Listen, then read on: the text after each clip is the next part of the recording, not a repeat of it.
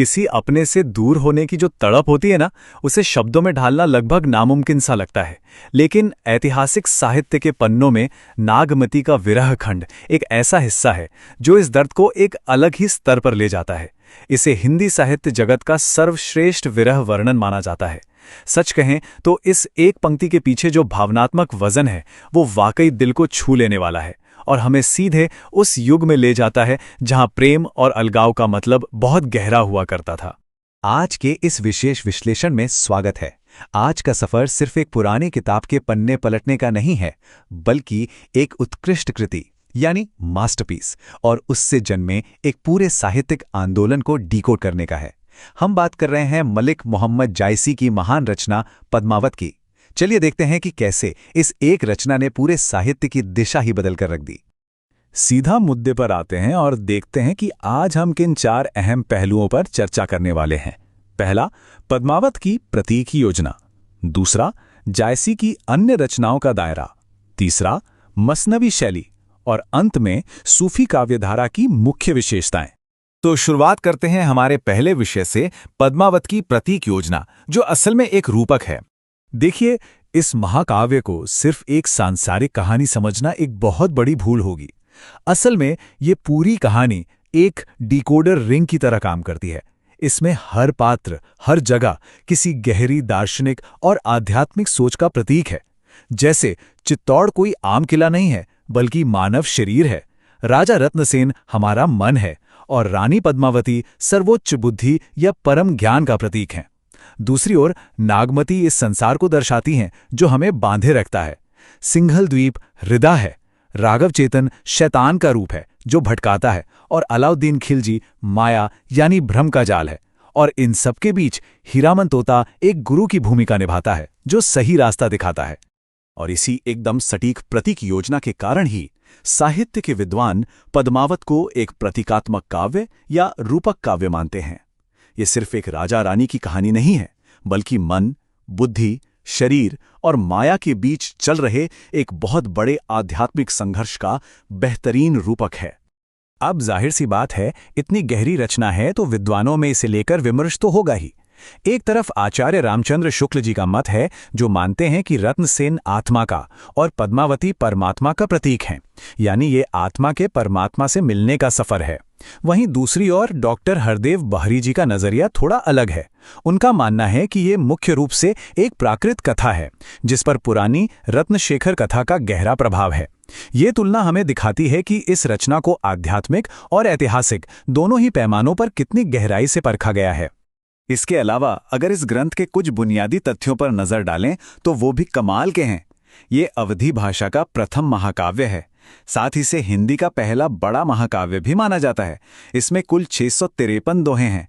इसकी शुरुआत में ही ईश्वर के लिए कर्तारु शब्द का प्रयोग हुआ है और कमाल की बात यह है कि स्वयं जायसी ने अपने इस काम को पारस रूप कहा है, यानी वो पारस पत्थर जो छूने भर से लोहे को भी सोना बना दे। चलिए अब पद्मावत से थोड़ा आगे बढ़ते हैं और जायसी की अन्य रचनाओं पर नजर डालते हैं। जायसी का कद कितना बड़ा था, इसका अंदाजा इसी एक कथन से लगाया जा सकता है। हिंदी साहित्य के दिग्गज आलोचक आचार्य शुक्ल ने उन्हें भक्ति काल का वेदव्यास कहा है। ये कोई छोटी बात नहीं है। जिस तरह महर्षि वेदव्यास ने भारतीय चिंतन को आकार दिया, ठीक उसी तरह सूफी आख्यानों में जायसी का योगदान बिल्कुल असीमित है। इनकी लेखनी की विविधता देखिए। अखरावट एक ऐसी अनोखी रचना है जिसमें इन्होंने वर्णमाला के एक एक अक्षर को लेकर चौपाइयों के माध्यम से दार्शनिक बातें कह डाली। आखिरी कलाम में रोज एक कयामत यानी प्रलय के दिन का बेहद गंभीर वर्णन है। चित्ररेखा एक छोटा सा लेकिन बेहद खूबसूरत प्रेमाख्यान है। हाल ही में कन्हावत नाम की एक नई रचना भी खोजी गई है जिसे उनका माना जाता है। इसके अलावा कहरनामा और मसलानामा को लेकर भी विद्वानों में बहस है कि ये जायसी की ही कृतियां हैं। मतलब दर्शन से लेकर ब्रह्मांड विज्ञान तक सब कुछ इनकी कलम से निकला है। अब आते हैं तीसरे अहम हिस्से पर, मसनवी शैली, जो इसका संरचनात्मक आधार है। इस दौर के सूफी काव्यों में एक खास तरह की लय और स्ट्रक्चर होता है। ये मसनवी शैली कहलाती है, जो मूल रूप से एक फारसी ब्लूप्रिंट है और ये बहुत ही सख्ती से एक क्रम का पालन करती है। सबसे पहले खुदा यानी ईश्वर की स्तुति की जाती है। उसके बाद पैगंबर हजरत मोहम्मद शाह की स्तुति। तीसरे कदम पर उनके 4 खलीफाओं या गुरुओं की उपासना होती है। चौथे नंबर पर शाह वक्त यानी तत्कालीन शासक की तारीफ होती है, जैसे जायसी ने शेरशाह सूरी की थी। और अंत में जाकर कवि अपना परिचय देता है और मुख्य कथा शुरू करता है। और दिलचस्प बात यह है कि ये शैली केवल कहानी की शुरुआत के अनुक्रम तक सीमित नहीं है। कविता की बनावट में भी एक सख्त नियम है। संरचनात्मक रूप से इसमें हर 5 से 7 चौपाइयों के बाद एक दोहा रखने का प्रावधान होता है। चौपाई और दोहे का यही चक्र एक ऐसी जादुई लय बनाता है जो सुनने वाले को घंटों तक बांधकर रख सकता है। अब तक हमने जो कुछ भी देखा उसे एक बड़े फ्रेम में रखकर देखते हैं। सूफी काव्यधारा की मुख्य विशेषताएं, जो अपने आप में एक व्यापक आंदोलन था। देखिए, जायसी और उनका पद्मावत किसी शून्य में नहीं लिखे गए थे। ये प्रेमाख्यान परंपरा का हिस्सा थे। इस धारा की कुछ बहुत ही खास बातें थीं। ज्यादातर कवि मुस्लिम थे, लेकिन इन्होंने भारतीय लोक कथाओं और ठेठ अवधी भाषा का भरपूर इस्तेमाल किया।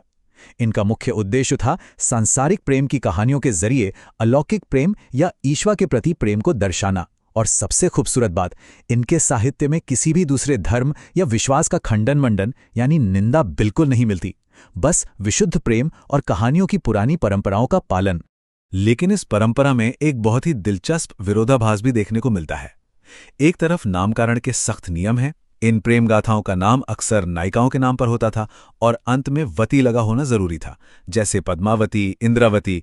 और दूसरी तरफ जो इसका भावनात्मक मूल है वो पूरी तरह से स्वतंत्र है। इन सभी काव्यों में वियोग श्रृंगार रस की पूरी तरह से प्रधानता है। मतलब मिलन की खुशी से ज्यादा जुदाई की तड़प और ईश्वरीय तड़प ही इन कहानियों की असली आत्मा है। और इस महान सूफी परंपरा में सिर्फ जायसी ही नहीं थे, बल्कि रचनाकारों की एक पूरी सक्रिय कम्युनिटी थी। जान कवि को ही ले लीजिए, इन्होंने कमाल ही कर दिया। कुल 78 ग्रंथ लिखे, जिनमें से 29 तो सिर्फ सूफी प्रेमाख्यान थे। 18वीं सदी में नूर मोहम्मद ने इंद्रावती और अनुराग बांसुरी जैसी बेहतरीन रचनाएं दी। अष्टछाप के मशहूर कवि नंददास ने भी रूप मंजरी के जरिए इसी शैली में कृष्ण प्रेम का वर्णन किया। और अंततः शेख नजीर की प्रेम दर्पण को इस सूफी परंपरा की अंतिम रचना माना गया। तो हमने देखा कि कैसे गुप्त प्रतीकों से लेकर मसनवी शैली की शानदार लय तक सूफी कवियों ने मानवीय कहानियों का इस्तेमाल करके ईश्वरीय ज्ञान तक पहुंचने का रास्ता बनाया। इसी के साथ आज का ये विश्लेषण यहीं समाप्त होता है, लेकिन जाते जाते एक विचार छोड़ते हैं। क्या कभी सोचा है कि सांसारिक रोमांस के रूप में छिपा ये आध्यात्मिक प्रेम आज भी हमारे कहानियां सुनाने के तरीके को कैसे प्रभावित कर रहा है? जब भी कोई नई प्रेम कहानी सामने आए तो जरूर सोचिएगा कि क्या उसमें भी कोई गहरी आध्यात्मिक तलाश छिपी है। इस चर्चा में साथ जुड़ने के लिए बहुत बहुत धन्यवाद।